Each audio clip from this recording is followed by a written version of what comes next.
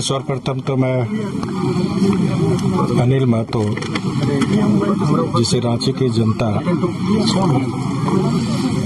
बड़े प्यार से टाइगर के नाम से उनको पुकारते थे, तो उनको विनम्र श्रद्धांजलि देता हूँ और परमात्मा से प्रार्थना है कि दिवंगत आत्मा को सद्गति प्रदान हो। साथ ही साथ शोक संतप्त परिवार को परमात्मा सहन करने की शक्ति दे। देखिए, इस राज्य में या किसी भी राज्य में शासन चलाने के लिए गवर्नेंस की जरूरत होती है। झारखंड में गवर्नेंस की सारी संस्थाएं ध्वस्त हो गई है और यही कारण है कि चाहे कानून व्यवस्था हो, चाहे सांप्रदायिक सद्भाव हो, सत्तारूढ़ दल गठबंधन की सरकार विफल है।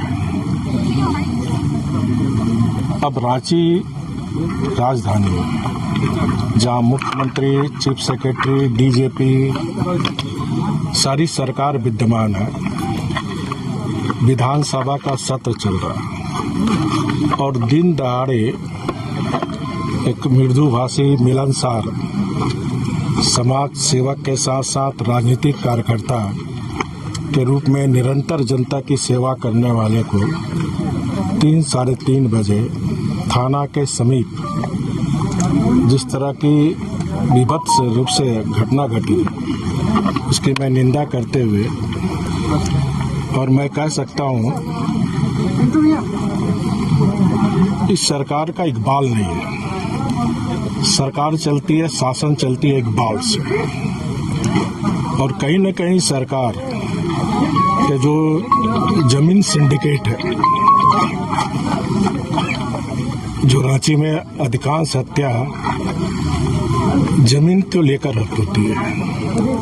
धनबाद, हजारीबाग में कोल सिंडिकेट, जिसके कारण हत्या होती है। संथाल परगना अन्य जिलों में जाए तो पत्थर सिंडिकेट, बालू सिंडिकेट। और इस सरकार का मैं दावा के साथ कह सकता हूं कि खुला संरक्षण है, और इसके कारण ही आज अपराधी बेलगाम है। अलग राज्य गठन होने के बाद कानून व्यवस्था की स्थिति इतनी बुरी नहीं थी जितनी आज है, और इसका मैं कारण मानता हूं कि झारखंड सरकार में जो ट्रांसपेरेंट होनी चाहिए, जो इफेक्टिव होनी चाहिए, जो भ्रष्टाचार मुक्त शासन होनी चाहिए, कहीं न कहीं एड़ी से चोटी तक लोग भ्रष्टाचार में लिप्त हैं, और जिसके कारण ही कभी डीजीएम की हत्या होती है, कभी वकील की हत्या होती है, कभी डॉक्टर की हत्या होती है, कभी आम जनता की होती है, कभी राजनेता, समाज सेवा की हत्या होती है। यह गवर्नेंस फेल है, और मैं सरकार से मांग करता हूं कि ये सरकार कितने निर्दोष लोग की हत्या के बाद इस राज्य की कानून व्यवस्था को दुरुस्त करेगी। इसलिए सरकार को मेरी सलाह भी होगी और सुझाव भी होगा कि इस केस का अविलंब जांच कर निष्पक्ष रूप से, केस का कहीं भी डायवर्सन नहीं होनी चाहिए। तथ्य जो है जनता के समक्ष आने चाहिए। जो भी दोषी है उस पर कठोर से कठोर कार्रवाई करते हुए इस तरह के केस को फास्ट ट्रैक कोर्ट में चलाकर केस का जल्द से जल्द निष्पादन करना चाहिए, ताकि दूसरा कोई फिर दुस्साहस करने की हिम्मत न करे। रांची राजधानी है, हर 2 दिन में एक हत्या होती है। ये कैसी राजधानी है? कहाँ कानून व्यवस्था?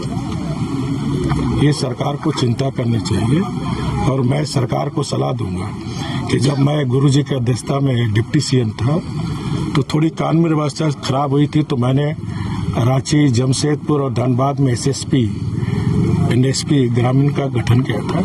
तो अब जिस तरह इस राज्य में स्थिति है, तो रांची, धनबाद, जमशेदपुर, हजारीबाग क्षेत्र में पुलिस कमिश्नरी की व्यवस्था की जाए ताकि कानून व्यवस्था दुरुस्त रहे, क्योंकि किसी भी राज्य सरकार की पहली जिम्मेदारी होती है आम जनता की सुरक्षा।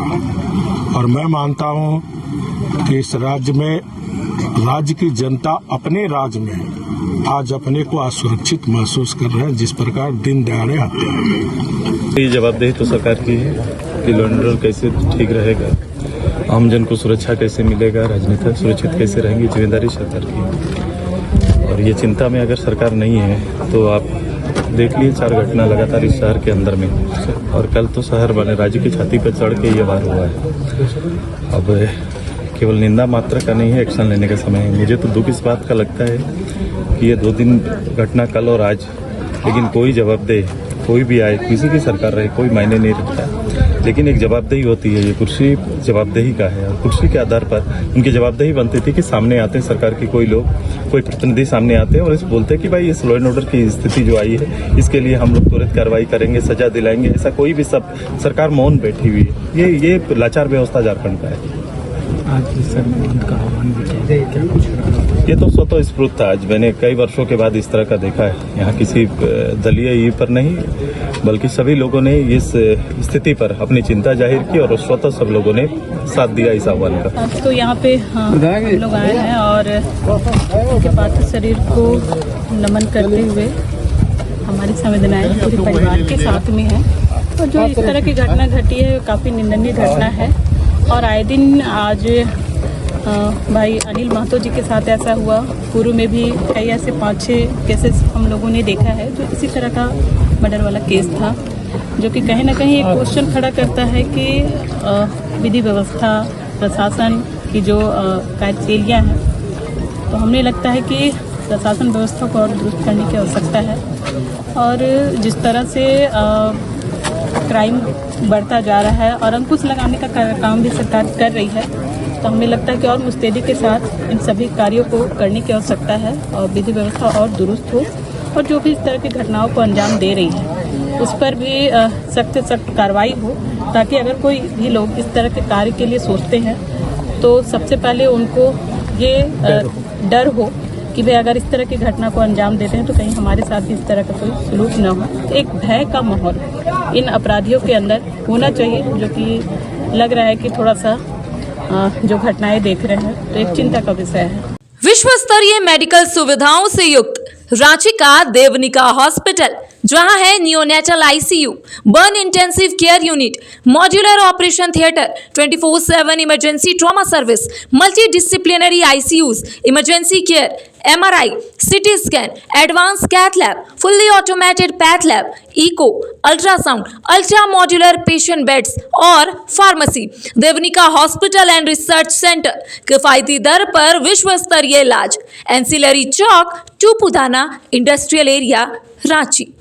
अगर आप देश के किसी भी कोने में रहते हैं, अगर आप पटना आना चाहते हैं और घर जैसे रहने और खाने का आनंद लेना चाहते हैं, तो एक बार जरूर आए होटल डायमंटन। संपर्क करें 9572759746, 9031859981, 0612400158 एड्रेस अपोजिट विद्या संस्कार स्कूल, रंजन पथ, गोला रोड, बेली रोड, पटना 801503।